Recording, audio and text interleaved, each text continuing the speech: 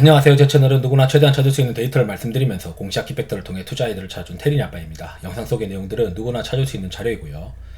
엑셀 데이터는 유튜브 멤버십 회원분들에게 매주 1회 이상 업데이트해서 드리고 있습니다. 라떼 회원분들에게는 비공개 텔레그램 채널도 참여 가능하니까 영상 보시고 구독, 좋아요, 알람 설정 부탁드리겠습니다. 최근에 사실 이제 경기 침체가 올지 안 올지는 모르겠지만 음식료 업종이라면 경기 둔화가 와도 방어를 해줄 것이고, 그리고 최근 이제 수출 데이터도 좋기 때문에 공격수로도 쓸 수 있다라고 이제 생각을 하고 있어요. 특히 이제 세 종목 정도를 저는 이제 바스켓으로 가지고 있어야 된다라고 이제 생각을 하는데, 한번 보시죠. 자, 우리가 그 글로벌 회사들의 음식료 회사들의 밸류에이션을 가늠하기 위해서 이제 보게 되면, 이 중국의 이제 왕왕 이런 애가 이제 잘 나갈 때는 20배에서 25배까지 받았었어요. 과거에 이제 오리온도 이제 중국 시장으로 한참 진출될 때는 그로스가 나올 때는 이제 맥스 한 25배까지 타켓 밸류에이션이 나왔었고, 물론 이제 영업이익률이 이제 뒷받침되어야 되겠죠. 해외 쪽으로 이제 마진이 좋으니까. 그 다음에 이제 캉스포 홀딩스라고 하는 회사도 있습니다. 이 회사는 지금 한 20배 정도 돼요. 오히려 이제 품목이 좀 다양화되어 있고 하니까 20배까지도 이제 되어 있고, 그러니까 우리가 이제 타켓 밸류에이션을 한 20배 정도까지가 우리가 볼 수 있지 않겠냐, 이렇게 이제 보겠죠. 첫 번째는 이제 롯데웰푸드인데, 롯데웰푸드는 지금 인도에서의 성장을 굉장히 드라마틱하게 기대를 하고 있습니다. 전체 매출에서 인도가 지금 이제 거의 내년쯤 되면은 한 8%, 9% 정도에 될 거예요. 올해 이제 뭐 한 8%, 내년에 9% 정도.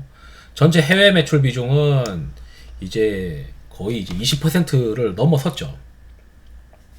그러니까 꽤 많은 이제 해외 쪽에서의 매출이 나오는데, 이 그로스를 보게 되면은 이 해외 쪽에서 두 자릿수의 매출 성장률이 있습니다. 그리고 영업이익도 지금 이제 해외랑 국내를 쪼개서 봤을 때 영업이익률이 해외가 훨씬 높죠. 지금 이제 밸류에이션도 그렇게 비싸지 않아요. 내년 실적 기준으로 한 10배 정도 되는 거예요. 좀 전에 이제 20배짜리 이런 것들 보여드렸던 이유가, 해외 쪽에서의 매출 비중과 이익 비중이 이제 점차 높아지게 되게 되면 이 밸류에이션이 점차 할증되게 됩니다. 그래서 밸류에이션이 이제 할증되게 되면서 평균적으로는 이제 15배까지 이제 올라가죠. 그리고 나서 더 올라가게 되면은 이제 20배가 이제 타켓으로 이제 가게 됩니다. 그러면 이제 뭐가 지금 시장에서 관심을 많이 보고 있냐면, 롯데웰푸드가 이제 초코파이도 지금 잘하고 있고, 지금 작년 10월에 인도에서 초코파이 공장을 증설했어요. 그리고 올해 8월에는 아이스크림 공장을 이제 2배로 푼해서 열리게 됩니다. 그렇기 때문에 그로스가 나오고 있는 음식료 회사가, 그로스가 나오지 않으면은 뭐 8배, 7배 이렇게 우리가 봐야 되겠지만, 국내 위주의 그로스 안 나오면 7배죠. 7배, 8배가 그 비즈니스 모델에 따라서 밸류에이션을 주는데, 이 회사가 이제 글로벌로 그로스가 나오기 때문에 밸류에이션을 지금 이제 할증 받으려고 시장에서 할증 주려고 지금 하고 있는 거다라고 생각하거든요.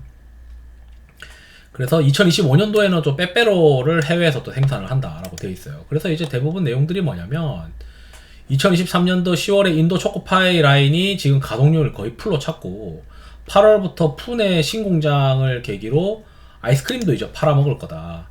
그 다음에 내년도 2025년도 중순에 두 번째 신규 브랜드가 인도에서 이제 빼빼로 같은 거를 이제 드라이브를 걸 거다라고 이제 이야기를 하고 있어요. 그래서 이제 이 롯데웰푸드의 성장이 어느 정도 가치성이 높다.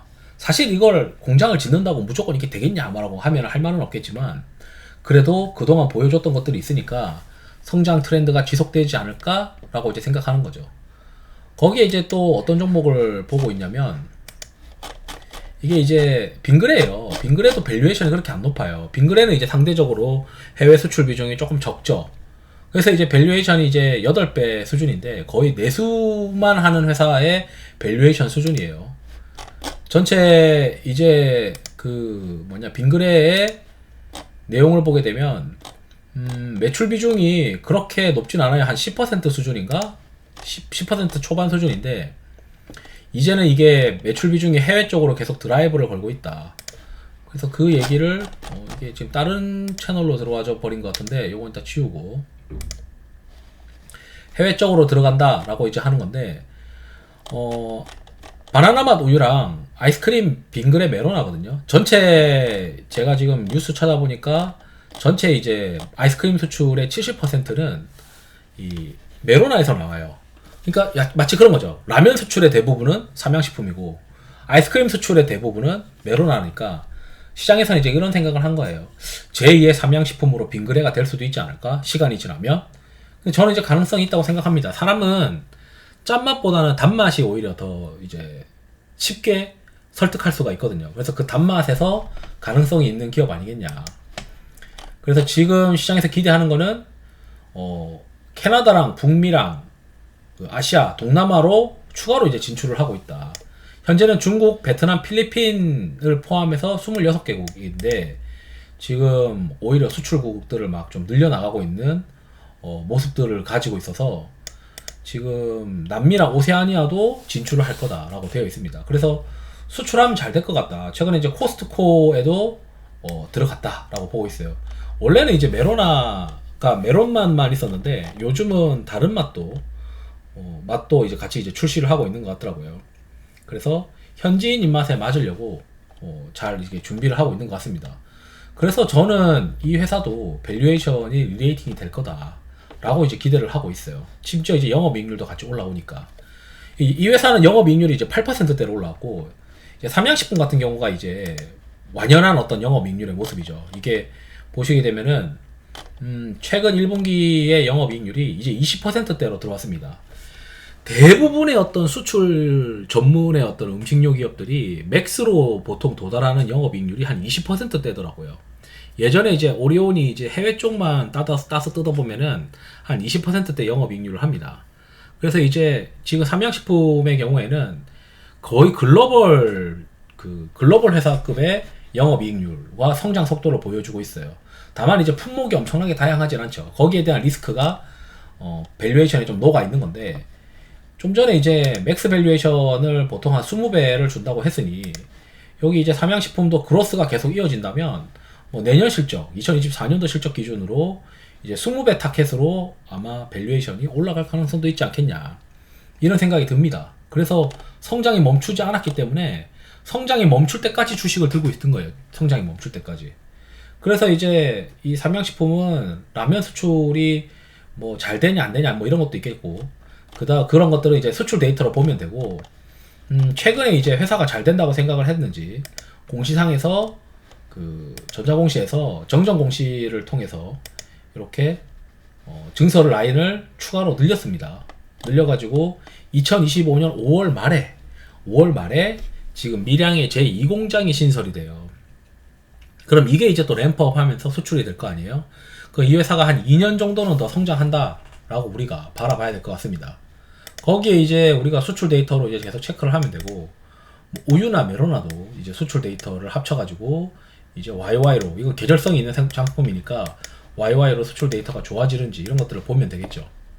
그래서 이제 제가 생각했을 때는 지금 수출이 되는 어떤 음식료 관련된 기업 중에서 이 만두나 이런 것들은 오히려 침투하기가 어렵고, 음료나 이런 단 제품 팔거나 아니면 지금 막 물가가 높아지니까 한 끼 식사로 좀 때울 수 있는 것들, 뭐 시장에서 이제 기대하는 게 이제 뭐 우양의 어떤 김밥 이런 것도 있을 것이고, 또는 삼양식품의 라면도 있을 것이고, 그런 것들.